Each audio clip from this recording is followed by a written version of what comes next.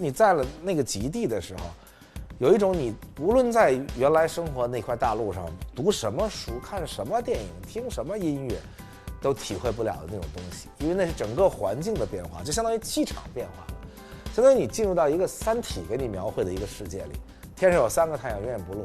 然后你那种整个那个心里找到了一种 inner peace， 就是内心的那种平静。这个是我去阿拉斯加最大的收获，因为我没想到我这样的人都这岁数了还能到一个地方，然后哎呀把自己洗涤了一下，然后特别特别幸福。咱们这个节目现在搞得越来越丰富多彩了啊，但是咱们这个最初的宗旨还是要坚持的啊，就是去看世界。聊了很多很多地方了啊，但是好多人给我留言说，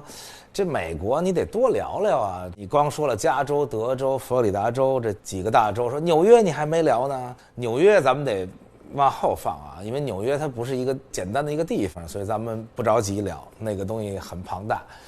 啊。但是美国是一个非常大的国家啊，就跟中国一样，每个地方有非常不同的文化呀、风景。今天要聊这地方呢，应该算美国最独特的地方之一吧，叫做最后的边疆。在这个世界上，每当你想到远方，这个必然会被列入远方的列表里，就是阿拉斯加。这次我们没有带团队去拍啊，因为我是某一年独自去过一次阿拉斯加，所以今天就给大家聊聊我的观感。说实在的，阿拉斯加地方如果真的带剧组去，那太艰苦了。大家听听就知道这个地方。去之前我当然是已经对阿拉斯加很多很多东西在脑子里啊，美国最大的州喽，啊，美国人口最稀疏的州喽，然后在脑子里印象就跟西藏差不多，就是一个最远的远方，离所有的人最远的地方，因为它是整个美洲大陆的最北端之一啊，也是美国最北的州啊。而且之前我还看过一个资料，我觉得特别有意思，就是美国最东西南北的州都是什么州啊？这美国最南的州是夏威夷州，比德州、佛罗里达还要南。最北的州当然不用说了，就是阿拉斯加了，因为已经到那儿去了啊，跟美国整个本土都隔开了。最西的州看地图也能看出来说，那也是阿拉斯加州。然后最东的一个州是什么州？这个事儿我见着美国人就经常问人家，我说你美国升美国长，我问你一下啊，最南的州大家基本能猜出来，最北的、最西的、最东的州，几乎没人猜出来，还是阿拉斯加州，而不是在美国最东北的那些州。为什么呢？阿拉斯加下边有一个长的岛链叫阿留申群岛，180度经线穿过了阿拉斯加的阿留申群岛，有2个岛，就最东边啊，所以美国最东的州还是阿拉斯加啊。这是一道很有意思的题啊，大家有机会碰见美国人说，就问问他说，你知道美国最北、最东、最西的都是什么州吗？这仨州都是阿拉斯加。然后从小读那些东西的时候，当然读到很多有关阿拉斯加的，比如说你读杰克伦敦的小说啦，玉空河啦，边疆淘金啦，觉得哇好荒蛮啊。看电影啦，电影里也有关于阿拉斯加的电影啊，荒野生存啦，包括我喜欢战争。2战期间在阿拉斯加的阿留申群岛也发生了相当重要的战役，应该是说2战期间美国本土被侵犯的主要就是这最后的这2州，就是夏威夷的珍珠港先是被袭击，然后就是阿拉斯加。但是那个时候这俩还都不是州的啊，阿拉斯加管自己有很多个代号，其中有一个代号就叫 49 State， 就是第49州。你去阿拉斯加看好多地方写着第49州，但是2战的时候它还不是美国一个州啊，还只是美国一个特别行政区。所以看了很多很多有关阿拉斯加的东西，然后终于有一天我说我要去最远的远方，我要去看一看阿拉斯加，于是就出发了。按照咱们的规矩呢，先讲讲我的观感。我是从开始计划的时候，我就从来没有想过，另外2条路，因为去阿拉斯加其实有3种方式，一种方式就是我从来没想过，但是后来我到那儿以后，确实碰见不少这种厉害猛人，就开车去，我天，那太厉害了！大家看看那地图，穿过美国西北，穿过整个加拿大西部，一片荒原，最后到阿拉斯加，你光看那地图，你就已经觉得这事儿就算了，我这小身板我就不干这事儿了。还有一条路呢，太舒适，就是坐游轮去，那又不是我要干的事儿。游轮通常都是老头老太太带着孩子，然后海上从温哥华出发，而且游轮到不了阿拉斯加很多最有意思的地方，只能到阿拉斯加南部这一圈，所以我选了这个2种方式中间的一条路，那我就飞过去吧。当然第一站就不用说了，先去了就是安克雷奇。没去之前啊，我已经听过很多有关安克雷奇的故事，其中最重要的就是在今天大家觉得无所谓了啊，飞越太平洋啊，你坐波音还是空客能直接飞，但实际上空中的客机能直接飞越太平洋，那不是很久远的事儿，大概也就是这个20-30年的事情。大概到80年代的时候，还很少有客机能够整个飞越太平洋。大概在波音747大规模使用之前，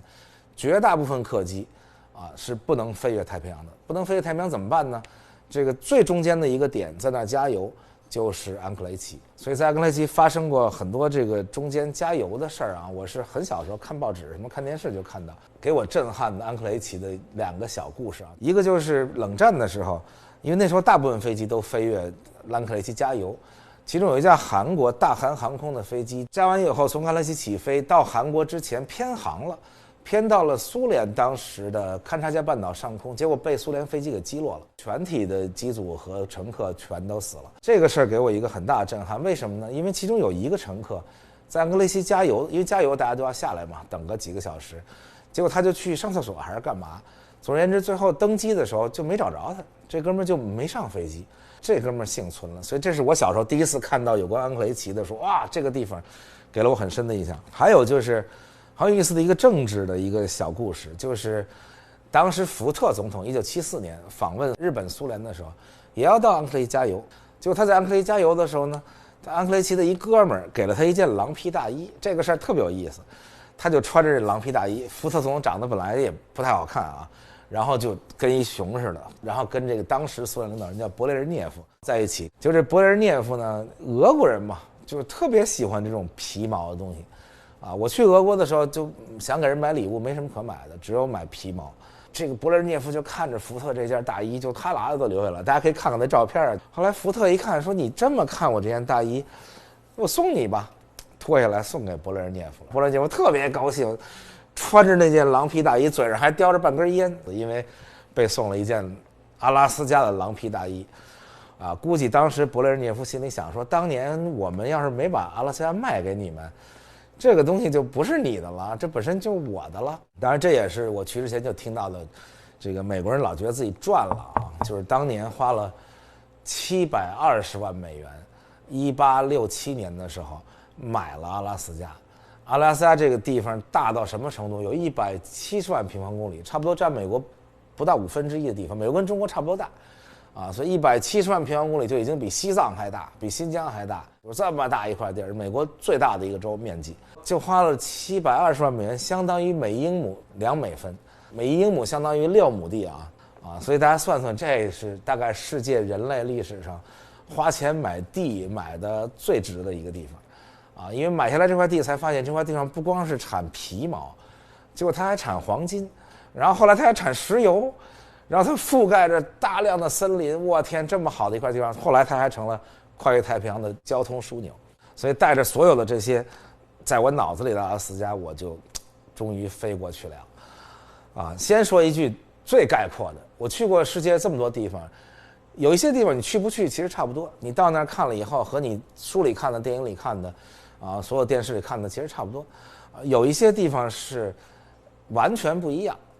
但有一些地方是既不是差不多，也不是不一样，而是超出你的想象力，就是它给了你一种你没有期望到的崭新的东西，这就是阿拉斯加。所以听我从头讲我去了这么几个地方。当然先去了安克雷奇，我之前去过一次安克雷奇，但是那个呢是只在机场待了1个多小时，就是蹭别人的，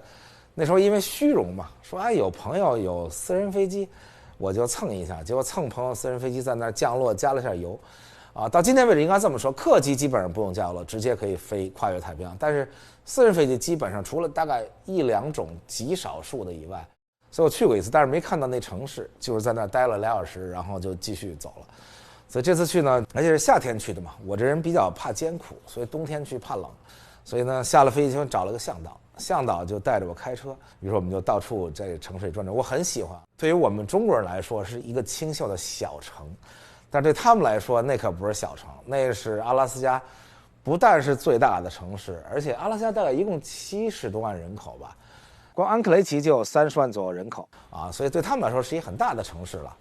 然后带着我到处转，当然吃了很好吃的东西啊。大家爱吃的人一想到阿拉斯加，就会想到2样东西，一个叫做阿拉斯加大螃蟹，一个就叫做三文鱼。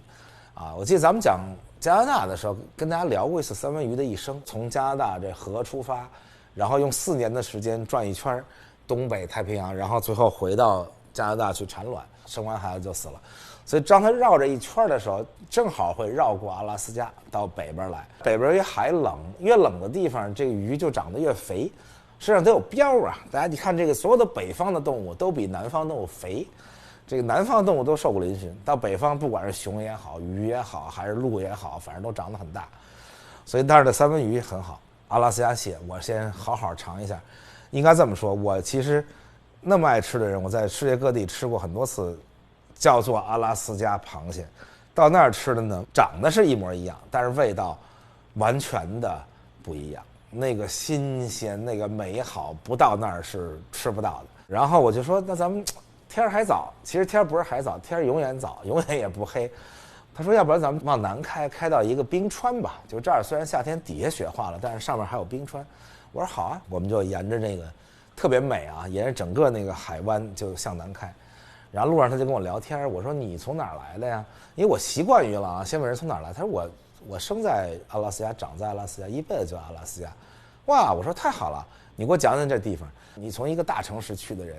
对于所有的野性的东西、自然的东西都是慢慢才接受。大城市人上来喜欢先聊的就是什么政治啦、经济啦。如果你问美国人哪个阿拉斯加人最有名，现在的美国人啊，他肯定会首先想起来就是 Sarah Palin。因为他大概是上届和奥巴马竞选的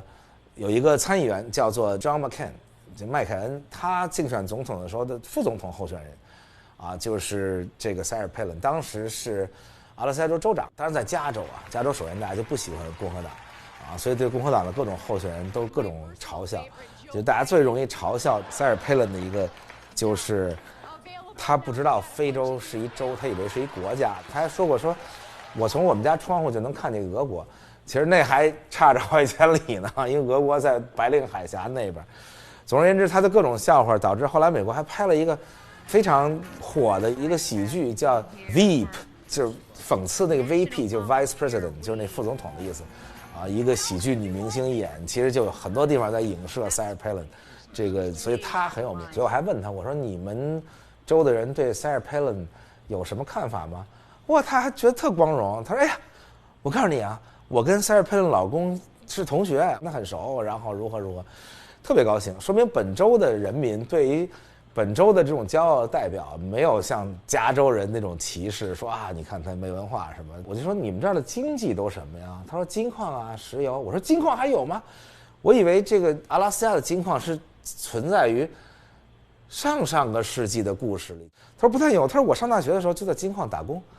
他说我们那金矿还挺好，一天能产1500盎司黄金，哇！大家知道1盎司黄金很贵的啊，大家炒黄金的时候，而且他说我还见过各种 nuggets 就是金块的意思。喜欢 NBA 的人知道这有一个队叫丹佛 Nuggets， 就翻成叫丹佛掘金队，就是因为掘出来这就是 nuggets。他说我们那个金矿就是正经的一刨出大金块的那种。然后后来他就跟我说，还有更好的打工的地方，在北方去油田，哇，他们挣好多钱，挣的比我们在金矿的还多，但是那太艰苦了。后来问他，我说那他们挣多少钱啊？他说他们能挣到最起码18到20块钱1小时，他给我讲了好多当地的生活，因为他自己就很有意思，他是白人家庭出生，但是他的继父是因纽特人吧。所以他从小两边文化都有，而且跟他哥哥一起就生活得很野啊，就经常被各种鹿追着。先说一下他们那儿的动物，有几种特别独特的动物。当然北极熊就不说了啊，一会儿再说北极熊的故事。鲸鱼就不说了，一会儿再说鲸鱼的故事。就是他们在南部，其实他们没见过北极熊，北极熊在北部，南部有好多棕熊跟黑熊，所以你在那儿开车经常会看到，哇，看到一个房子里有这么大一棕熊。然后我说这什么东西？他说那是他的 trophy， 就是他的奖杯，因为他曾经猎熊猎到过一只巨大的熊，然后就放在他窗前那标本，那熊在那站着啊。像我们这种保护动物的人，就一看都那吓一跳。然后他那很大的一种动物，我在其他地儿都没有见过的，叫 moose。，moose 翻成叫驼鹿，这中文跟英文之间啊，最痛苦的就是动物跟植物，这互相翻译的时候体系是交叉的。就比如说我们以前见过那种叫 elk 它也翻成驼鹿，跟这个北美这个阿拉斯加这 moose 比那差太远了。那 moose 大到，然后夜里开车的时候，有时候你就突然看见4条大腿，就那么大，咣一下给人撞折了，大到可以有1吨重的。他说我哥哥曾经这个撞死过一头 moose， 然后光从身上弄肉弄了700磅肉，1磅差不多相当于9两啊，700磅就600多斤。大家想想，光这肉从身上就弄出600斤肉了，这东西得多大？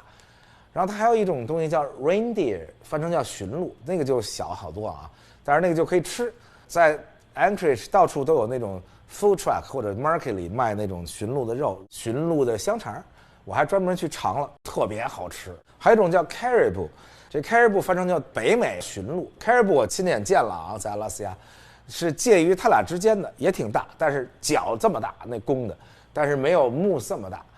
然后我还问他，我说你们这儿这么多动物，你们都怎么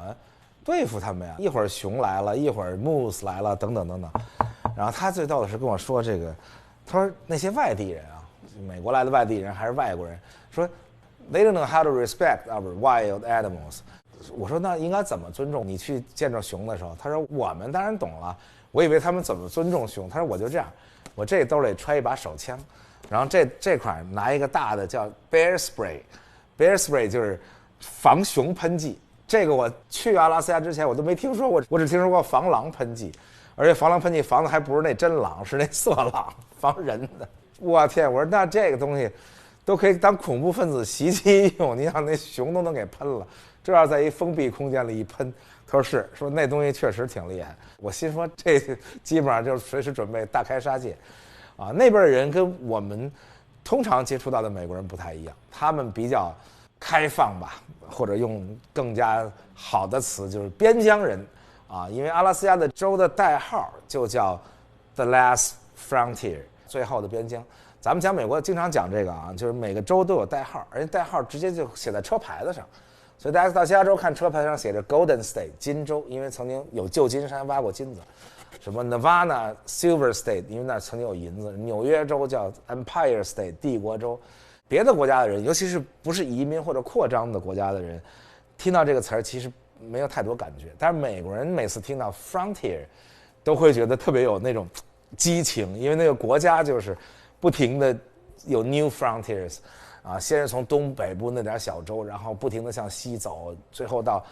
中西部、西部都是 Frontiers， 但是阿拉斯加是最后的边疆。我们聊好多那种民俗文化，就我这个人就特别爱跟人聊天，了解当地的事儿。看见一个建筑就问人家说这干嘛的，那干嘛的？看见建筑，他说这是高尔夫球场啊，室内高尔夫球场我还很少见到。他说没办法，我们这儿就是到冬天全下雪，然后天又黑，24小时都黑着，啥也看不见，所以弄室内高尔夫球场。而且室外高尔夫球场打着打着还经常有熊过来。大家知道跟美国人聊天啊，获取人家好感的特别重要的方式就聊他的运动队，因为美国每个城市人都对自己这个，哎呀，我这个 New England 什么爱国者队啊，洛杉矶湖人队，立刻就拉近距离。后来我就问他，我说你们这儿职业的队有什么呀？他说我们这儿什么都没有，但是我们有很多海鹰队的球迷。大家知道海鹰队就是西雅图的橄榄球队，而且这几年海鹰队还崛起得很快啊，因为被一个大款买了，就是那个微软的创始人之一 Paul Allen 把他买了以后，海鹰队还得过冠军 Super Bowl 冠军什么，所以特别骄傲。他说我们这儿人反正没有自己的队，于是我们就一到比赛日 Game Day， 很多人就飞到这个西雅图去，因为从阿拉斯加到美国最近的地方就是西雅图，而且他说我们这儿有很多红眼航班，就是每天夜里大概都有3班飞机飞到西雅图，这样到了西雅图早上5、6点，这个下了飞机吃饭，然后玩一天，看一场比赛，晚上再红眼航班飞回来，啊，所以这个也很有意思。整个一个州没有重要的运动队，当然了，他们这人口也是太少了啊，全美最大的州，然后人口倒不是全美最少，大概全美第48名，就50个州里它倒数第3。人口密度就不用说了，就不但是美国最少的，应该算是全世界最少的之一，因为你想。70多万人分散在170万平方公里这么大的一个地方，平均大概2-3平方公里才一个人，所以他们州的国会议员才有3人。咱们讲过很多次美国的这个政治制度啊，为了平衡州和人，就是州权也要重视，人权也要重视，所以美国是参议院每州俩，甭管大州小州一律平等。众议院呢，现在是每70万人口一个众议员这个不停在变因为随着美国人口增多，现在变成70万人一个。所以如果你不到70万人或者70万人多点这样的州呢，通常就只有3席，就是2席参议院。加州只有2席参议院，但是加州有53席众议院议员，因为加州有3900万人口，但是整个阿拉斯加州众议院议员只有1个，所以它就是这么一个人口非常稀少，议员也少，导致这个运动队也没有。最有意思的是，因为我去的时候是7月份嘛那年，然后我还聊起来说国庆节你们怎么过什么。他最逗的跟我说，国庆节我们不放烟火。我说为什么？我当时没想到为什么。他说这还不容易吗？放烟火谁也看不见，因为它根本就不天黑，24小时天都是白的。但是新年的时候，我们24小时放烟火，因为那时候24小时都是黑天所以就愉快的跟他一路聊着，还发现一个特有意思的问题，就是沿着这公路海湾一直开，然后看到旁边有火车，那火车是窄轨的。就是你看那个铁轨就不是像那种标准宽的铁轨，它比那标准宽的铁轨还窄一点。然后我们就一路去了南边的一个地方非常美而且我特别幸运，就是到了那儿已经几乎没人了。然后大概是9点半晚上，但是晚上9点半看着跟下午没啥区别最后一个缆车上那个冰川，结果我就特幸运的赶上了，赶上以后就到冰川上去了。我第一次看见冰川大概是在中国的云南藏边这块，然后第二次是在这个南极，我在新西兰看见过冰川，这次又去北极看了冰川，还是很幸福。夏天尤其是那冰川化的那水，从上面像大溪流往下流，轰隆隆那水声，然后冰川那个蓝色的。如果我当时知道我后来去了北冰洋会有比这个感受好得多的，我就不会那么兴奋了。但是那个时候因为还没去北冰洋嘛，然后看到这个就已经很激动了那又拍照又这那的。冰川为什么是蓝色的？一个小小的常识普及因为这个光下来的时候，它实际上有光谱的，赤橙黄绿青蓝紫这种光谱，就是越红的波长越长，越蓝的波长越短，所以那个长波的呢就穿过那个冰过去了，然后那个短的呢它就没穿过去，因为它波长短，在那儿形成了散射，所以你看到那个冰就非常漂亮，非常蓝。然后在那儿美美的过了一晚上，第二天说那去北极吧，我主要其实想去北极这于是就坐了一个特别小的飞机，到了北极一个什么地方呢？从前它叫 Barrow， 后来因为各种政治正确吧，就是各种过去白人命名的名字，慢慢都被改过来了。就像这个阿拉斯加最著名的那个神山，也是北美大陆最大的那个山，原来叫 McKinley， 就是美国一个总统的名字，你听着就不像一神山的名字。后来就是奥巴马去了以后，咱们不要叫这种这个白人殖民时代的名字了，咱们改回叫原住民的名字，所以就叫 Denali。 所以一听 Denali 你就觉得哇，这神山的名字。所以这个地方原来叫 Barrow， 现在叫我不会念总而言之叫了一个特别奇怪的这个原住民的名字，我们还是就管它叫 Barrow 吧，因为实在是发不出来的音。Barrow 这个地方给了我大概是在这个世界上极少有的特别好的感受。这 Barrow 呢是一个与世隔绝的一个镇这个当然了咱们就管它叫镇，因为一共就4000多人，但是在于整个它那个阿拉斯加北边一个很大的一个郡就叫 North Slope Borough， 它是那个郡的郡守美国是这样，基本上行政区是分成3级，州，然后下面就是郡县，郡县下面是市或者叫镇，就叫 city 吧，就不管了州大家都要州，什么 state 都要 state， 然后这个县级的这个名称这美国还不一样，有点意思大部分我去过的美国的州都有管县一级的这个行政区叫 county， 比如说加州啦，什么 Nevada 等等都叫 county， 所以我们管它翻成叫县。但是还有2个名词，一个就是这个 borough 这个词儿我最开始看见是在纽约，整个大纽约市下面有5个 borough， 你可以翻成郡，可能跟县其实也没啥区别，但是它就叫法不一样吧。在美国南部一些州，比如说路易斯安那，它那个县级行政区叫 parish 是什么意思？就是教堂区，因为最早开始南部一直信教比较厉害嘛，就是你这儿建一教堂就管了这么大一块地方，所以它大概有这么3种叫法，在阿拉斯加统一的都叫 borough。所以这个 North Slope Borough 你可以翻成叫北坡郡，是全美国最大的一个县级的行政区，就是面积最大啊。人口是不是最少的县我没统计过，但是我猜可能至少是最少的之一吧，因为它全北坡郡一共大概只有9000人，然后其中有一半的人就在这个 Barrow 生活。然后我也找了一个向导，这个向导呢是一白人，然后就特别骄傲的跟我说，我从1972年就来到这里，啊，我来这儿的时候，整个镇，啊，总共大概2000多人，只有9个不是爱斯基摩人，啊，他管爱斯基摩人叫 Eskimo， 就叫爱斯基摩人。其实这个是不太礼貌的啊，因为今天按政治正确来说，咱们讲加拿大的时候其实讲过，加拿大已经管爱斯基摩人都叫因纽特人，然后其实美国人大部分如果受过教育的啊，比较尊重人的，也管他们叫因纽特人，但是他就管他们叫 Eskimo。他说那个时候除了 Eskimo， 这个整个镇上8个白人1个黑人，就我们9个人不是爱斯基摩人，然后我就在这儿生活了。我说你为什么喜欢这地方啊？你原来在哪儿啊？他说我原来在西雅图，我小时候就听阿拉斯加传说，然后就喜欢阿拉斯加，啊，所以我当时高中毕业，他说我没上过大学，啊，我就想来这儿看看，然后来这儿一看就到了 Barrow， 然后看了以后我就觉得我特别喜欢这地方啊，这个地方宁静，然后如何吧，形容了一通，啊，总而言之，他说我后来就买了一个双程机票，花了218块钱飞回西雅图，回到西雅图除了收拾东西以外，哪怕我最后1分钱也没有了，我也能飞回 Barrow， 所以他就回到西雅图。当然了，还骗来一姑娘，他来的时候他19岁，他的老婆啊也跟他一起在这儿生活了46年了，他老婆当时15岁，啊，15岁就被他给骗到了，16岁就怀了孕，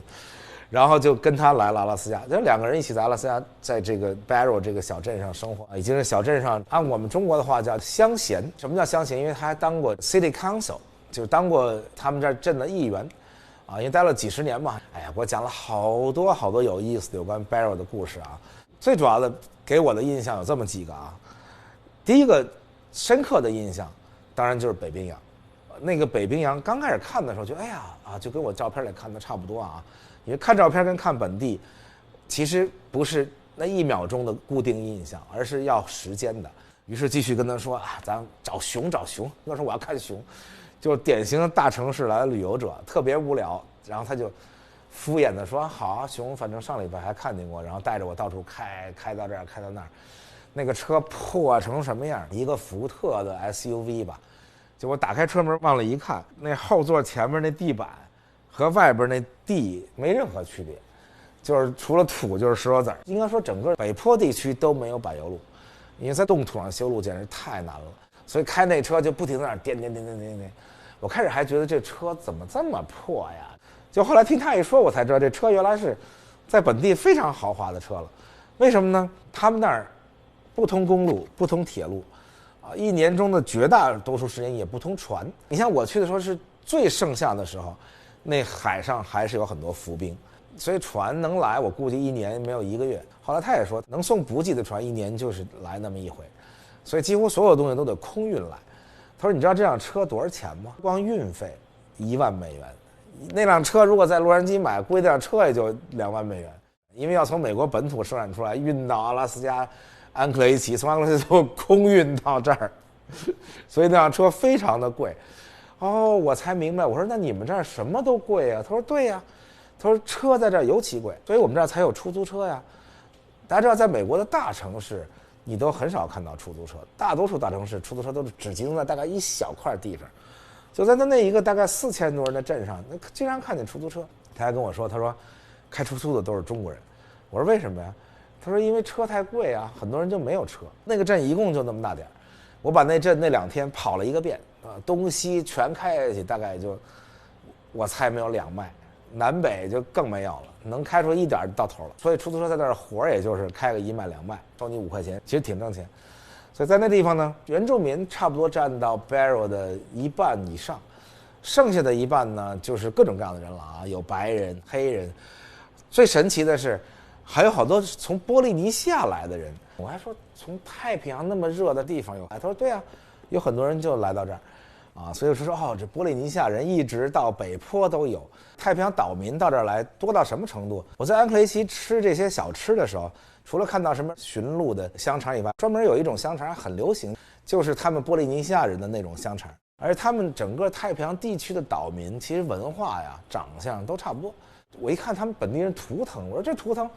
我见太多了，到处看到加拿大的 First Nation、美国的原住民，南到一直到新西兰的毛利人、澳大利亚的原住民，其实都是那种图腾，大眼睛鸟，这么大的嘴，然后生殖器崇拜，然后一个大柱子，柱子上雕了各种东西，基本都那样。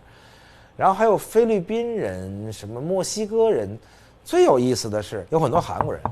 而且这韩国人看上去长得跟因纽特人简直太像了，就是以至于我经常认错。最可怕的是我长得也有点像，因为我长得比较，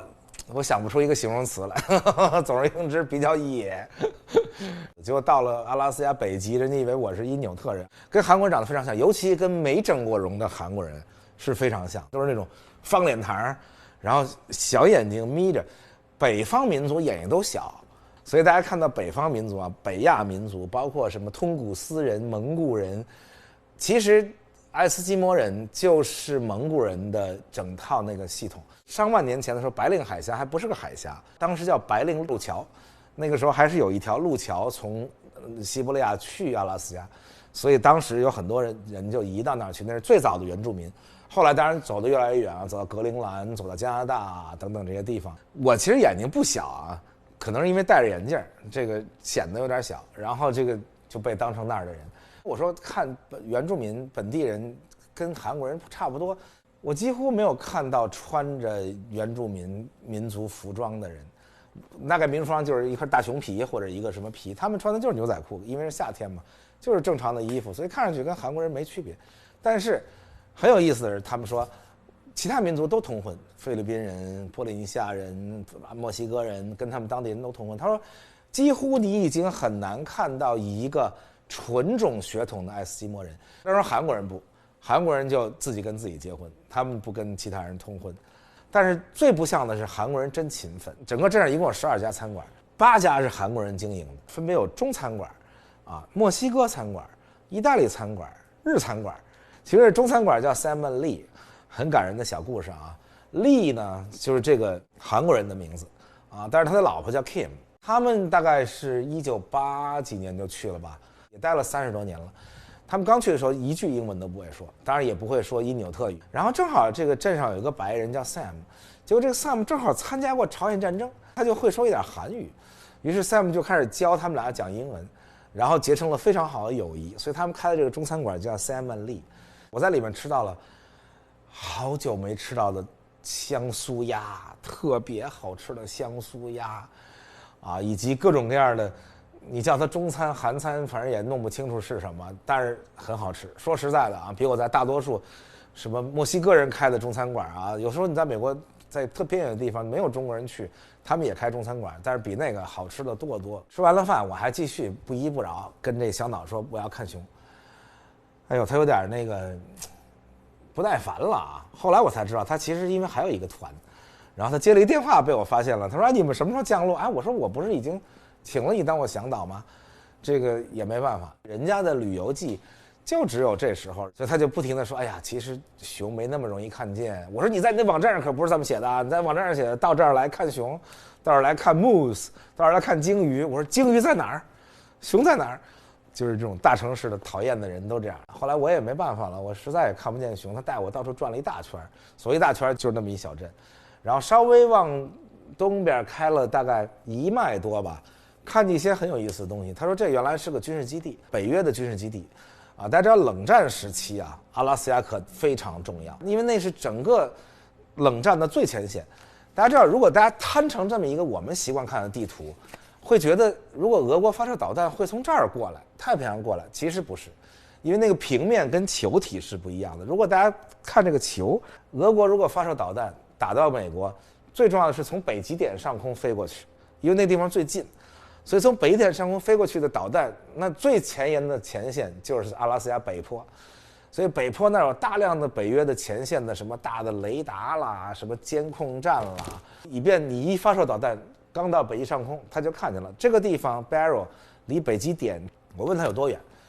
他说最奇怪的是我们这镇上几十年来一直有2个牌子，我也不知道到底是多少英里。我大概跟客人讲就讲1200英里， 1900公里的样子，所以是美国离北极点最近的地方。所以当时有个很大的北约军事基地。阿拉斯加长时间的经济啊，除了石油、黄金，军事基地经济是它重要的经济。冷战时期，但是现在就没有了啊，因为冷战结束了，所以那个军事基地就荒废了。他还给我指出，你看那个小房子就是军事基地原来的总部。所以他们其实有2个机场，一个就是我降落那个小机场，哇，小机场小到根本就没人管。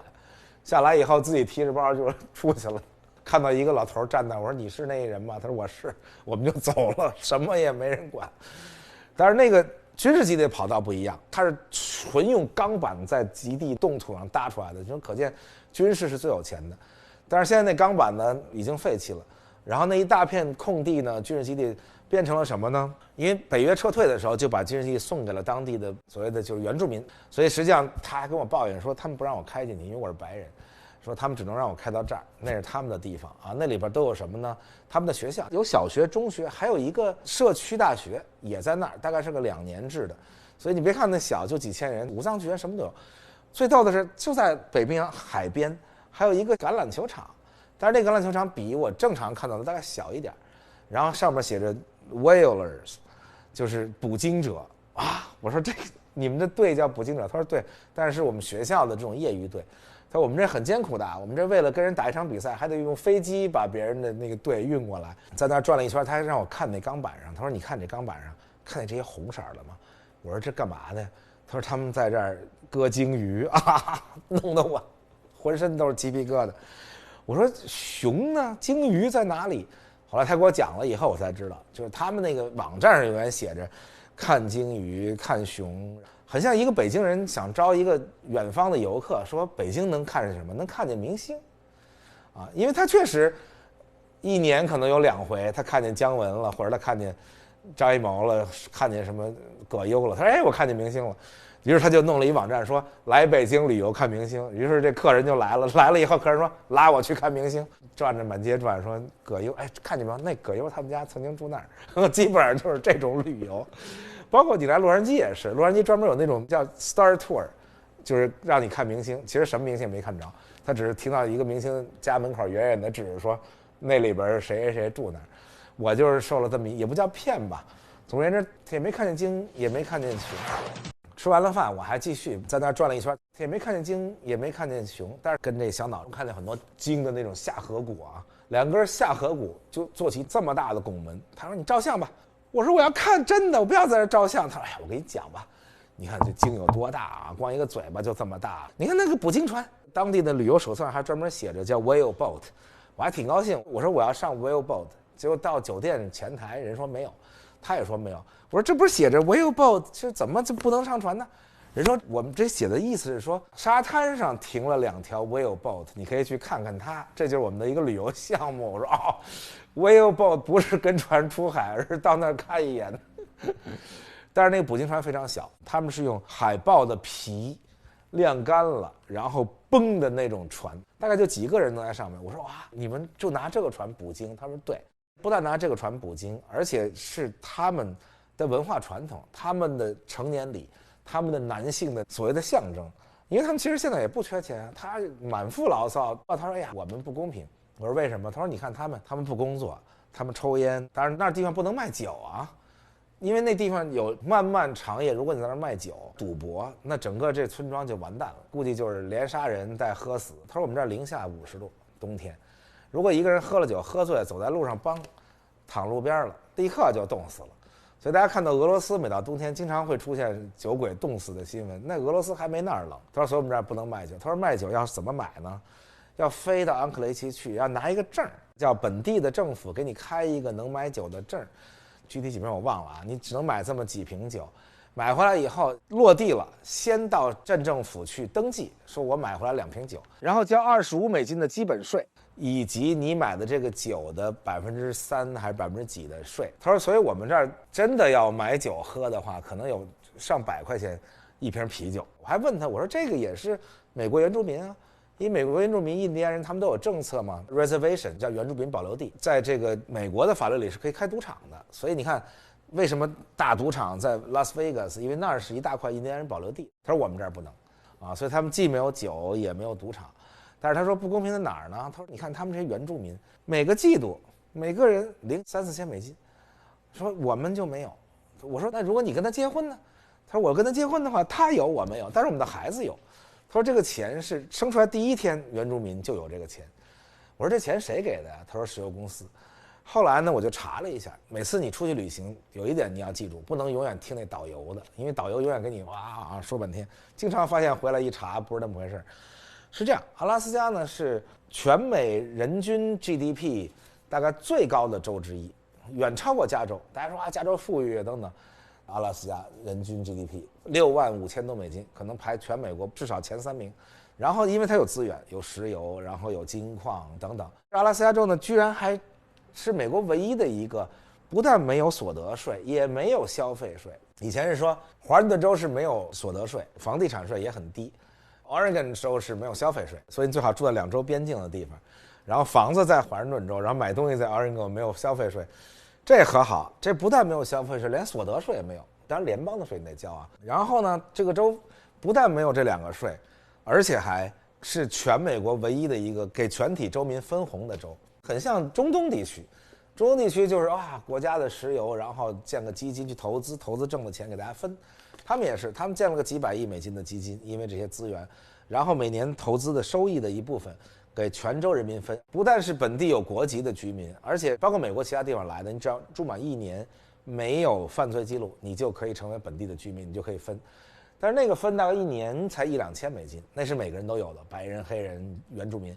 但是这原住民除了这个以外呢，还有3-4千美金每个季度。那原住民一家子可大了啊，那一家子生一堆孩子，7、8口子，好家伙，一个季度拿个2万多美金，一年10万美金就来了。所以你想想，一个人哪怕刚出生1天，一年就1万多美金拿到，而且到什么程度？即使你搬走了，他还是要给你钱，他追着你给你钱，因为他们那儿有很多人，就比如说嫁了墨西哥人，那儿有不少墨西哥人，一家子走了到墨西哥，除了那个墨西哥丈夫拿不到钱，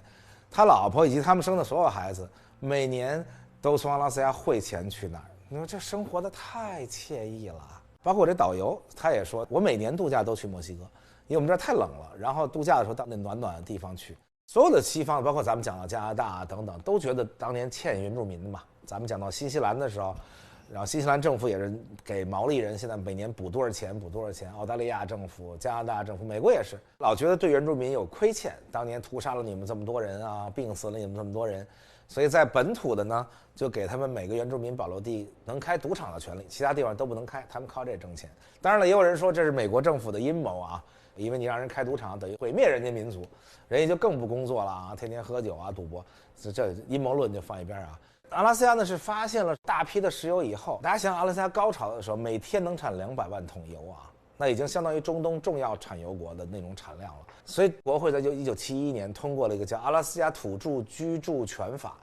就根据这个法呢，把整个阿拉斯加170万平方公里的11.6%的土地，就是4400万英亩土地，直接划归给原住民，而且还赔偿了他们10亿美金。你划归它什么意思啊 ？This is my land， 这是我的土地，就下面有油啊这些土地，所以州政府呢要租给石油公司也得给他们钱，石油公司再给他们钱，所以这些石油公司像 BP 石油啊等等等等，在那开发石油的，就是每年拿出钱来给他们，而他们自己还有钱，他们这10亿美金以及卖这些油田的钱，他们自己组成了10几家公司。然后所有的原住民都是股东，所以他们还有分红。就他们这10几家公司富到什么程度？其中就光他们北坡，就北方的这家公司，大概一年收入24亿美金之多。然后连福布斯排行榜都排在第190多名，在美国的公司里，你就想想看，这个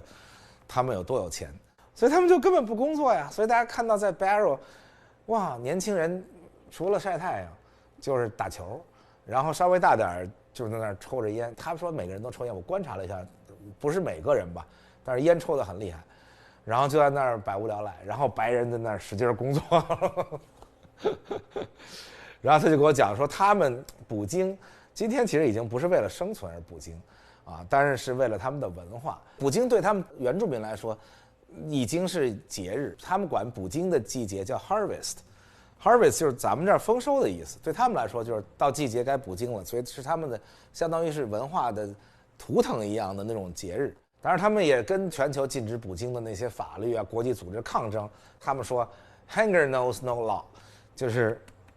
在饥饿的人眼里没有法律。这时候咱们想起咱们讲南极的时候吧，咱们南极讲的时候说，南纬50度以南没法律，因为在那冰天雪地的地方就没有法律，啊，到这个地方也是，所以他们就坚持捕鲸。然后所有的这些环保啦等等，又没法限制他们。在今天的政治正确里啊，有几种政治正确要互相平衡，一种叫环保政治正确，一种叫原住民政治正确。那你说你是环保政治正确重要，还是尊重原住民政治正确重要呢？环保你不能砍树，像我们要砍棵树，哇天，那事儿大了，在洛杉矶想砍棵树，你且写一堆报告申请等等。原住民说我要砍树，你没办法，因为政治正确尊重原住民。他要烧树你也没办法，那个烧耕是他们的文化。他说我捕鲸，我们的文化你也没办法。而且呢，其他的人都被禁止，挪威人不能捕鲸了，瑞典人不能捕鲸了，芬兰人不能捕鲸，结果导致鲸还越来越多了。鲸越来越多，别人都不能捕，他能捕，于是他就特别高兴。每年5月和10月是他们的捕鲸季，我还专门拍了他们捕鲸的武器。我不到那儿看，我真的不了解，因为原来你看各种漫画啊或者照片，拿一个东西啪插进去，我以为那上面有一钩子，就直接能把那鲸鱼给捅进去，把它勾上来。到那儿才知道根本没那么简单，它是这样，一个大长梭标枪一样，头上是一个炮弹，就是里边是炸药，然后呢再头上是一个钩镰枪，飞过去的时候一扎进去以后，它头上这一节在鲸鱼里面爆炸了，然后把鲸鱼炸死，然后才能把它勾上来。勾上来以后怎么办呢？因为太大了，他们那个叫公头鲸，非常非常大，你想那个下河谷弄一大门，所以他根本没办法用那个小船把它给拖回到岸边来，所以他怎么办呢？他就把它就近拖到一大冰块上。所以他们为什么不在夏天捕鲸呢？就因为夏天没有冰块，都化了，所以当他把鲸炸死了以后，他没地儿拖去，只能沉底儿了。其他时候冰封的时候他也没法捕鲸，因为鲸在冰底下。只有5月跟10月浮冰大块很大的时候，他们在那儿捕鲸，所以炸死一头，他们就把它拖到一个大浮冰上，然后就开始把它切成几十块。哇，看那照片好血腥，那大的像楼房那鲸，然后大家爬到那顶上去拿锯子，就跟盖房梁似的在那儿锯，然后锯出一大块一大块以后，就用他们那小船全运回来。运回来以后，剩下的东西呢，就是大骨头架子，然后那些内脏，还有尤其是油啊，大家知道鲸的油，在那么冰冷的北冰洋，那油特别多，留在那儿，满地鲜血，然后就北冰洋上的北极熊都来了。所以不管是环保也好，还是政治正确也好，还是生态也好，你说好捕鲸好残忍，可是北极熊也很惨呐，没吃的呀，北极熊也饿呀。所以你捕了鲸，你只把那鲸外边那层肉拿回来了，你把大量的东西喂了北极熊。我看过一个北极熊的纪录片，我都看哭了。我这么坚强的人啊，还比较没那么容易哭，我真的看哭了，就是因为他讲全球变暖嘛，冰越来越少，北极熊是不会自己在水里游泳捕的啊，北极熊游泳是它的副业，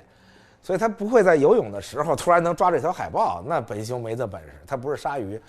它抓海豹是怎么抓呢？它必须有冰的时候，它看见冰底下有海豹，它咣一下把那冰砸碎，从那冰窟窿里把海豹抓出来，它是这么来捕猎。结果由于全球变暖，冰都融了，然后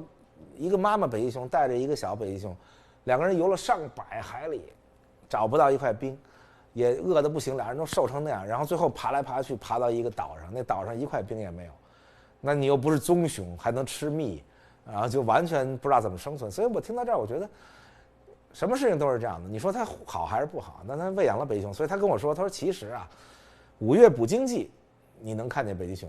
啊，因为那个鲸鱼剩下那些东西在那够北极熊吃很久，北极熊吃完了还有狐狸吃，狐狸吃完还有鹰吃，它那还有一种鸟很漂亮啊，叫 snow eel 雪鸮，这个我拍到了啊，既没看见鲸，也没看见熊，也没看见 moose， 也没看见雪狐狸。雪狐狸就是过去的富人最喜欢戴的叫白狐皮，就是那种啥也没看见。我唯一看动物兴奋的就是看见了一只雪鸮，非常漂亮，在电线杆上，漂亮的白白的平平的脸。所以最后我就说，那我也甭看了，也没有鲸也没熊。他还又骗了我一下，说你这样，你先回酒店，系统了。但是还是有一些原住民，他指着一些房子说，你看这人在那儿住了多久，那个人在那儿住了多久，挨着个如数家珍，镇上他每个人他都认识。然后走到一个大概是当地最好看的房子之一了，说你猜这是谁家？就是他们家。然后他们那儿有一个谚语 ，There's a beautiful woman behind every tree，就是每一棵树后边都有一个美丽的女人。很难过的是，那一棵树也没有，所以没有美丽的女人。但是唯独他们家门口有一棵树，他们家门口有棵树特别有意思，他们自己做的一棵树，然后上面有点像棕榈树一样下来很多那种东西。我说这什么东西？他说这是鲸须。大家知道鲸那个嘴这么大，然后过滤所有的那些小虾小鱼的，就靠那鲸须。他说人家捕鲸吃肉，我们就把这东西拿回来自己做了一棵树，在他们家门口。所以他说我老婆就是这儿最美的一个女人。他说这是我家。然后特别高兴，我说我要去看，他有点不好意思，结果我非要去看，我就喜欢看人家，看各种地方，结果打开一看，里边乱七八糟挤得一塌糊涂要死。哎，我说这房子不是挺大？他说你看我这房子，我住这半拉，那半拉我变成2个公寓，我租给别人。我说你租给谁？他说我租给医院。啊，哎，我说这医院挺有意思。我说你们这医生从哪儿来呀？他说医生都是从外国或者外地来的。他说我们整个这镇有5、6个医生，实际上这5、6个医生以及这医院不光是为这个镇啊。整个北坡郡那9000人，大概这里就是最大的医院了，大家都得到这儿来看病。然后他给我讲，我们这儿医生有的人来了就走，但是有的人就特别好，愿意留下来。他说我有一个印度医生，已经带着全家在这儿10几年了。大家知道，在那种地方啊，那么苦寒的地区给人看病是非常不容易的，而且还原住民卫生状况等等等等，医生愿意贡献自己最好的人生在那儿看病，我觉得是非常伟大的。他说我2个公寓租给来这儿的医生，租金$5000一个月，哇，在他们那儿觉得生活好容易，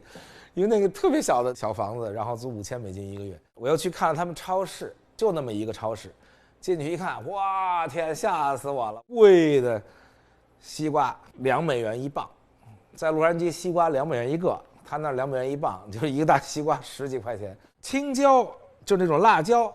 $15一磅。尿布$60多一包，我说这物价太高了，因为他们没有任何办法，所有的东西，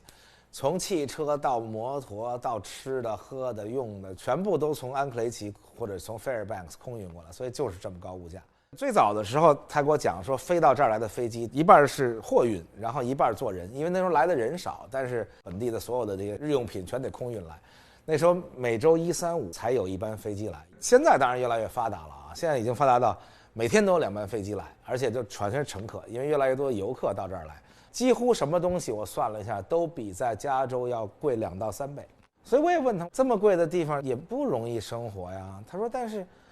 舒服啊，竞争也少，什么也少，而且他说我们这地方叫越北越挣钱，就越往北越没人去嘛，没人去的地方越挣钱。然后我就跟他说，你带我去警察局看看。他说我不带你去警察局，其他地儿都带我去了。他说警察局我不去，我不知道这哥们儿有什么前科，而且他专门说了，我就路过他也不带我进去。这个地方的犯罪率，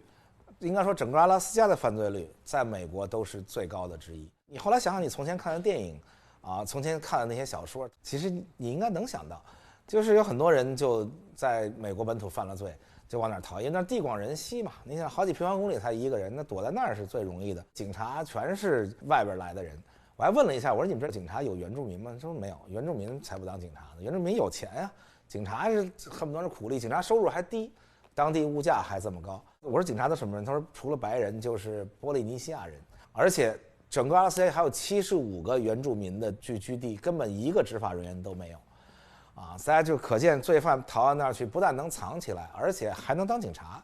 啊，就有这样的记录啊，在美国本土，在性侵名单里的人，甚至犯重罪的人，逃到阿拉斯加来，甚至可以当警察，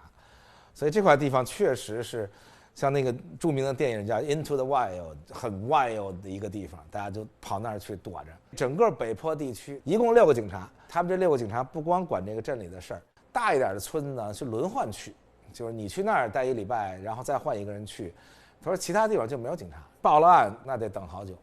而且 Barry 这个地方没有陆地能通到任何地方，所有的汽车最多能开出2迈就没路了，完全靠什么呢？靠他们那儿有一种特别贵的交通工具叫 ATV， 当然或者叫 Four Wheelers， 就是一个日本产的4个轮的那种越野摩托。然后我经常看到原住民，然后一个带着一个，最多坐2人在那儿，而且卖到多贵，卖$9000多啊，$9000多在美国这本土都能买辆车了，在那儿就买那么一玩意儿，即使那东西也开不过去，就只能飞过去。所以整个阿拉斯加州是美国人均拥有驾照最高的州，啊，以及这个飞机交通最频繁的州，几乎到处都有小机场，没小机场的地方有湖，啊，那水上飞机到处都是。所以你报完了案，警察飞过去说出什么事儿了，已经过去1-2天了。不但警察坐飞机去出警，他们的病人也是，他们的病人只要出现重病需要去做手术的，他们就直接到机场运到安克雷奇去做手术，就是那么苦寒的一个地方。而且整个阿拉斯加不光是北坡这么苦寒的地区，即使在他们的州的首府安克雷奇虽然是最大的城市，但是就像咱们说了很多次，美国大部分州的那个首府都是一小城市，不是最大的城市，所以安克雷奇也不是它首府，它首府叫 Juneau， 是一个东南部的一个小城，而且那儿也不通陆路。大家想想看，一个首府陆路都不通，更别说 Barrow 这个地儿，所以到处只能飞过去，而且它的公路也全部能起降飞机，所以那飞机到处飞，可以随时降在公路上。然后就路过一个地儿，还看到上面写着说 Voting for Recall。我说你们要投票干嘛？他说我们要废除这个市长。我说干嘛废除市长？说他贪腐。我说怎么个贪腐法？他说哎呦，你都不知道，我们这儿我还竞选过一次议员，然后我当了1届议员，我就不当了。说你没办法，这钱多的他们自己就随便控制。他说我们这儿20多年来就一直是一个家族，这个家族是一半原住民，一半还不是原住民。他说你看这个 Eugene Brown 还专门带我去市政府指着那照片看，说就是他。最开始他当了市长，因为 Borough 其实直接翻成中文可以叫直辖市镇，应该这么说，虽然咱们翻成郡啊，所以他们郡的头也叫 mayor， 相当于在美国本土的那个市的市长。他说这个 mayor 就很贪腐，他们家盖房子全用公家的钱，然后给他女儿什么报销4万多美元东西，然后如何如何。他说他当完了，他女婿现在这个 mayor 是他老婆，说你看我们怎么办？20多年这个就在他们的统治下，所以这个就是民主制度的问题。民主制度问题就是缺乏监督系统。比如那儿了，加州也有的是贪腐的市长，加州那种给人自己发80万美元一年的工资，当了17年市长都有。因为这个民主制度就叫做，你每4年才有1天权利，剩下的时候权利都在我这儿。而且由于我的权利是人民给的，所以你也没人能监督我，你监督我没有用，你撤不了我，你不像说上级可以撤下级，我这市长是人民选的，你州长也撤不了我。所以这个民主制度出现的这个问题现在越来越频繁，在美国尤其是到处出现这种贪腐，这就不多说了啊。总而言之，我还混进了市政府里，然后到处看了看，然后还企图看市长长啥样，然后人不让我见，说他很忙。我大概透过一个会议室看到可能是那个女市长在那开会，然后还就抱着孩子的。总而言之 Barrow 这个地方我觉得是非常值得去的。我的路线呢就从 Barrow 去了油田，也在北坡，因为我自己又喜欢经济，又喜欢工业，又喜欢所有这些东西，我说我去油田看看吧，所以又坐了一个小飞机，然后从这儿飞到了普拉德霍湾 Prudhoe Bay。 这个地方还有一个名字叫 Dead Horse， 就是死马的意思，就是你过去要骑着马来，跑到这儿来，马也死了。这个地方虽然也在北坡，但是这个地方比 Barrow 有一个好处，就是它陆路是通的，它陆路可以通到外面世界去，但是那陆路是全北美最艰苦的道路，要从最近的一个有柏油路的大城市叫做 Fairbanks， 要开600公里山路才能到那里。那个山路如果大家知道，在我们很穷的时候，那时候川藏公路、青藏公路是吧，就是那种完全就是石头子儿破土路，开600公里到那儿。那条路最逗的是，如果按公里量，正好从 Fairbanks 到这个地方666公里，很吉利啊。美国人觉得很不吉利的数，咱们觉得很吉利。660公里正常的公路，其实你开个几小时就到了，但是这个最快10几个小时，在那盘山的土路上。其实这距离相当于从洛杉矶到旧金山，但是这艰苦是难以想象的。我自己没走过那条路啊，但是后来我上网一搜，那路旁上都是弹孔，拿枪打的，也不知道为什么，也没人回答我这问题，说为什么路牌上都被弹孔打成那样。这个而且其中有200多迈，就是300公里，完全的无人区，既没有加油站，也没有人烟，而且一堆重型卡车。大家想想油田，在上头开一辆卡车过去，那后边烟拖巨长。这个我倒经历过，我没有在这儿开过这么艰苦的路，但是我曾经在青藏之间完全没有好的公路，那时候还没有青藏铁路之前，我曾经开过青藏路，那个就是这样的，不但颠着，而且我还曾经看到一辆捷达连保险杠都开没了，还在那上开。然后我们那时候开越野车，每辆车之间都得隔100多米，因为前面车过去的时候那烟起来，后边车什么都看不见，就艰苦极了。但是好歹是车能开到那儿的地方，这么多大型机械总不能用飞机开过来啊，所以我就飞到那个油田去，然后订了一个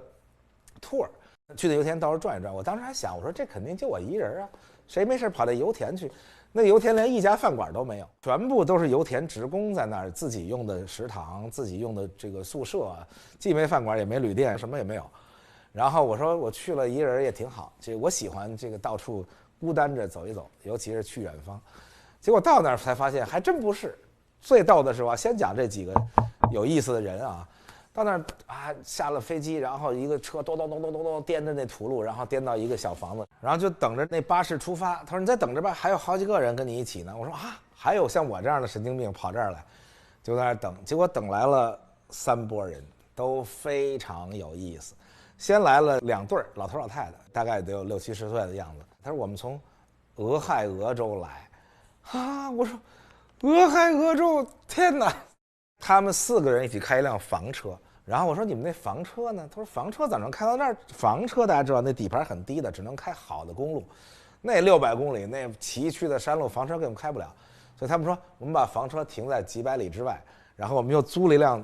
吉普 SUV，4个老头老太太再带着俩狗，然后一路开到这油田来，就为了到这儿来看一眼，太有意思了。整整开了1个半月，从俄亥俄州开到这儿来。”大家就是聊，又来一对人，一对夫妇。后来我们说：“你们从哪儿来的？”他们俩说：“我从 Napa Valley 来。”我说：“你们开了多久到这儿？”他说：“我们开了1个礼拜到这儿了。”我说：“啊，人家开了1个半月，开1个礼拜。”他说：“我们俩太快了，我们俩没那么老。其实俩人也看来也50多岁了啊。俩人从 Napa Valley 出发，1天就开到西雅图了。”我说：“那你比我们厉害多了。我开过从加州去西雅图，我得开3天。然后他们俩是一路带了一堆相机，我天，夫妇俩跑到这儿来了。然后最后一个到的，那真的惊到我了，太厉害了！一年轻人骑了一摩托车，2轮的啊，不是那4轮摩托车。我说这辆摩托车从哪儿骑过来？他说我从明尼阿波利斯，从明尼苏达来的。他知道明尼苏达在美国这地方呢。他哥们儿骑个摩托，中间好长时间还带着女朋友，但是跑这儿来没带女朋友啊。骑摩托从明尼苏达一路骑过加拿大，最后骑到阿拉斯加。他说我到了阿拉斯加，这车胎还坏了。你看那个地广人稀地方，想换一轮胎，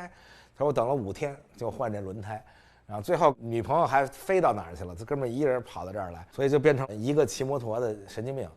然后俩开车狂，以及4个老头老太太从俄亥俄州开来，我们一起坐在那巴士上，然后去看平静的北冰洋。就是那个地方北冰洋正好冰都化了，因为那地方要靠南一点，也有另外一种美，因为你很少看到一个大洋一丝浪都没有，平静极了。远处看到还有一条冰线，然后整个那个水清澈平静。他们还下去了啊，我可不敢下去，那水估计得0度。但是路过好多地儿很有意思。我先看见了 caribou 在那儿，我还拍下来了啊，大家看照片，就在那儿一公一母吃草，然后给我们介绍了很多他们油田的事儿。整个那么大一油田，在那儿只有1个警察。然后还碰见一个很好的保安，因为我们先看见了那巡路，然后就开过去了。一会儿一个保安的车追上来了，我们以为出什么事儿呢。那保安说：“那儿有巡路，你们去看看那巡路。”特别热情，然后又给我们介绍了炼油厂怎么炼，然后这就不跟大家介绍了啊。唯一跟大家说一个有意思的事，就是那输油管，输油管是阿拉斯加一大风景。因为阿拉斯加当时建了全美国最长的输油管，因为它在北坡嘛，那油田，然后一直纵贯阿拉斯加。到南边，然后从那儿再上那种大的油轮，几十万吨那种，再运出来。那输油管很有意思，我看输油管每隔一段时间就拐一下，每隔一段时间拐一下。我还问人家，我说你这 Z 字形的是为什么呀？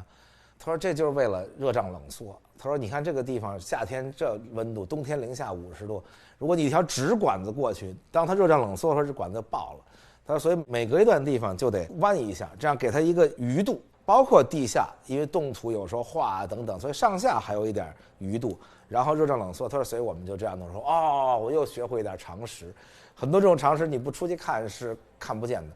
他们那神奇的还有什么呢？就是我在安克雷奇那个导游跟我讲的，说他们油田的人工作2周，回去2周，这2周还没周末啊，他们每周工作7天，因为他们拿加班费，每天工作12个小时，因为加班费是1倍半。所以来这儿讨生活的人，当然了，比当年来淘金的人要已经幸福多了啊，但是其实还是很艰苦。我一个很大的感受就是我们这些外来的人从大城市来，觉得哦 inner peace 内心平静，然后受到洗涤等等。其实本地人无论是原住民还是在村庄里工作的那些人，以及在油田里2周要飞回去，还有人从德州来，从夏威夷州来，大家想想多老远飞过来，每2周飞回家乡一次，其实他们都是很艰苦的，因为你发你再多钱。你就原住民啊，给你再多补贴，那个地方你想想连上下水都那么艰苦，然后冬天长夜，整个消费品那么贵，物资匮乏等等等等，其实是非常艰苦的，给我的感受特别的深。给我们开车的这哥们儿，他就住在俄勒冈州，他就是那个2礼拜一次，他说我每个月就是到这儿来工作2礼拜，阿拉斯加，然后飞回俄勒冈州我的家2礼拜，就这么来回飞已经11年。他很喜欢这个地儿，他说我觉得住的也不错，人也都很好啊，等等等等。他们那地儿车到那个极夜的时候，所有的车24小时不熄火，因为没办法熄火，这车一旦熄了火，你就打不着了，因为零下50度的地方，你无论如何甭管柴油车、汽油车，所以都不熄火。当然了，在咱们这儿也不敢不熄火，哪有这么多油啊？你就得一堆人推，然后或者怎么把它打着，然后拿开水先泼那发动机，等等什么招都使过啊。人家那儿就不熄火，为什么不熄火呢？因为人家那儿就是油田嘛，所以那儿油有的是。这油田占地800平方公里，油田通常都很大啊，因为这油是流动的，它不是像煤说就在这儿弄。这个包括中国的什么华北油田、大庆油田都很广大。虽然什么都免费，飞机都免费，去安克雷奇都免费，油田福利高嘛，但是依然很艰苦。说2个艰苦的事儿啊，一个是蚊子多到我天太吓人了，就是我在那儿站着，我先得喷一堆防蚊子的，只要你一下车，那外边蚊子乌泱乌泱的飞过去，都这么大蚊子，不是一般你看到那种小蚊子。后来他们开玩笑说，蚊子才是我们的州鸟啊，因为阿拉斯加州的大量的水系都是雪山下来的水，就它不是真的活水，所以那些湖啊等等都是死水，所以只要在水边上，那蚊子特别多。再有就是熊，野生动物特别多。阿拉斯加修输油管道的时候，专门考虑了这问题，因为输油管道如果太低的话，等于把野生动物迁徙的道路给封闭了，所以阿拉斯加输油管道建得很高，这样那些大的动物等等能在下面穿行。他们开玩笑说，我们怎么倒垃圾？他们开着巨型那种垃圾车去倒垃圾，在油田，然后到那个垃圾山那儿的时候，要先咚往上撞一下。说为什么撞一下？说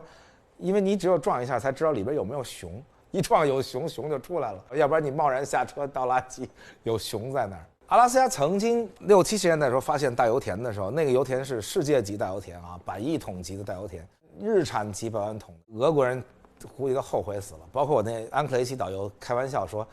你看我们现在这儿这么好，普京会不会哪天再花点钱给买回去啊？我说那你让他给年息5%。从1867年开始到现在算，那也很多钱，再加上美元的贬值，估计得给100亿美金。但是后来呢，石油这东西嘛，越开采越少，跟黄金差不多，所以阿拉斯加资源型的这个州，慢慢的开始越来越石油越少，黄金当然也越来越少，导致当时建了那么多输油管，现在3/4都已经空着，就没有油运，只有1/4运。结果就在去年的时候。阿拉斯加有福气，发现了30年来大陆上最大的油田，储量有12亿桶，啊，每天就可以增产12万桶，啊，一年能产4、5千万桶。他们的州长当时特别高兴，说让我们把3/4的输油管道重新填满。所以这是个有福气的州啊，720万美元买来地。本来没想到要聊很多啊，但是阿拉斯加不是简单的美国的一个州啊，它是地球上一个有意思的地方。啊，所以咱们今天继续聊，飞过了最难走的，当然不能叫地球上最难走啊，因为咱还没有都去过啊，至少已经去过的地方，这段路就从北极圈内北冰洋边一直开车到 Fairbanks 这一段，啊，是目前我见到过的世界上最难走的路啊，其实有点相当于我们当年的川藏线，大家知道当年川藏线就是那样的。又危险又难走，然后不喝3两都不敢开车，啊！但是这段我就不敢开了啊，我就飞到了 Fairbanks， Fairbanks 是阿拉斯加的第2大城市，啊，也是当年淘金热的时候的中心啊。当年淘金热的时候，大家就都从全世界各地来坐船，然后最后汇聚到 Fairbanks， 然后进山去，啊，到那些什么玉空河啦，大家看各种文学啊、电影去淘金。啊，所以它是一个很重要的城市，在阿拉斯加的中间，啊，从那儿开始路就好了。所以我是当时决定说，飞到 Fairbanks， 然后开车回到安克雷奇，中间会路过梦想中的神山。所以 Fairbanks 就没什么多讲的，就是那么一个我不是很喜欢的城市吧，啊，反正就歌舞喧闹。因为我去的时候正好夏天嘛，那就天也不黑，夜里几点也不知道，反正就一直亮着，然后就听见底下动次在那儿，然后人都说晚上别出门啊，咱也不知道啥时候晚上，反正天都亮着，9点以后别出门，说这儿治安不好啊等等，之前也讲过，阿拉斯加是美国逃犯啦等等啦，反正就跑到那种地方去总而言之，酒店都得拿卡刷才能进门，就可见这安全。然后那个服务员呢，帮我拿行李呢是一阿尔巴尼亚人，然后就极其的不快乐。当然东欧人本身就，反正我见到的快乐的不很多，尤其是到了美国的东欧人，因为他们觉得自己又是白人、欧洲人又有这个多少年的文化传统等等，到了美国还看不上美国人，看不上美国很多东西，然后说这儿这不好那不好，可能那受他影响吧，说晚上别出门，天亮赶紧走，就是这种，于是这地方我就不多说了，反正我就住了一夜，第二天就开车南下。这个地方呢，据说冬天去很好，大概是看极光的一个比较好的地方。再往北就没有大城市了，所以可能到冬天的时候游客比较多，所以夏天没感觉到啥优点。但是，重点要讲的就是我开车一路向南。为什么要从 Fairbanks 开车向南走呢？就是因为阿拉斯加有整个北美的第一高峰，应该是世界上相对高度最高的山。为什么叫相对高度呢？因为你看这个珠穆朗玛峰8848，可是它周围那些山也6、7千米，所以你从周围那些山抬头看珠穆朗玛峰的时候，其实就是一山包，因为它比周围的山也没高多少，可能还没有五台山南台顶高。但是这个德纳利呢，是周围平的，平地拔起一个6100米高的大雪山。我当时开车出发的时候还没有感觉到它是一个什么样的神奇的山，因为没有体感，这种东西看照片还是看文字是没用的我说我要看这个神山，有点像当年我从丽江，然后大家一起开车去看梅里雪山，有点这种感觉，因为梅里雪山是神山嘛，而且德纳利跟梅里雪山有点像，就是据传说常年云雾缭绕，反正就是不容易看见，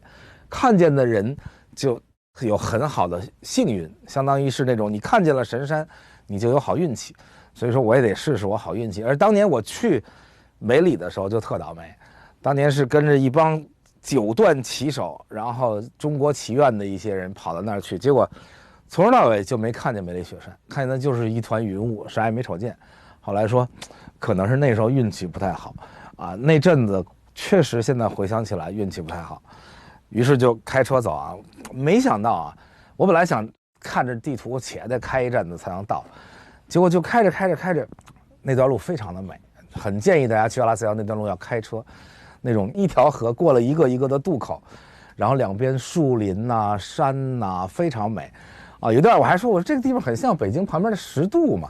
因为沿着一条河，一会儿在河这边，一会儿在河那边，10渡就那样，所以叫1渡、2渡、3渡到10渡。结果突然从一条路拐过去的时候，我本来没注意看前面大概那个时候离德纳利雪山还有80公里之遥吧，突然间路尽头看见一个清楚极了的巨大的，就是我这巨大就是已经不能形容那大，就是我以前其实没有见过这么大的山，就是在平地上，周围几乎就没什么东西，就仿佛海市蜃楼，或者仿佛 CG 画出来那种一个洁白的神圣的，就那种神圣感，你要不亲眼看见是感觉不到的。当时就浑身那种鸡皮疙瘩全起来了。然后我那天幸运极了，这是我从北边大概距离80公里的时候就第一次看到了这个山，然后就一路开，一直开到这个山的东边，从这个山的东边绕过去，一直又开到这个山的南边。我大概看到了不下10次这个山，当然中间很多时候又被云雾缭绕因为那云雾一直在走。但是我居然多次看到，看得我自己就觉得命可能好，未来10年命都好了，因为一下看了10多眼，一直到我都到南边去了，在背后开着从反光镜里还看见2次，就是那个，但是离近了反而看不见如果大家真的去阿拉斯加，离近了真的到了它那个周围是个国家公园还是什么呀？进到里边看了半天什么也没看见，然后问所有人说你看见了？说我也没看见。你看见什么了？说我看见一坨迷路的屎在地上，然后其他啥也没看见。就我开车当然很美像我是一开车迷，没事就开好几天，觉得一点事儿没有。有人如果觉得累，他还有那种观光火车，大家可以坐那观光火车，也很漂亮，然后沿着河走等等，也能看见那个德纳利山。这个山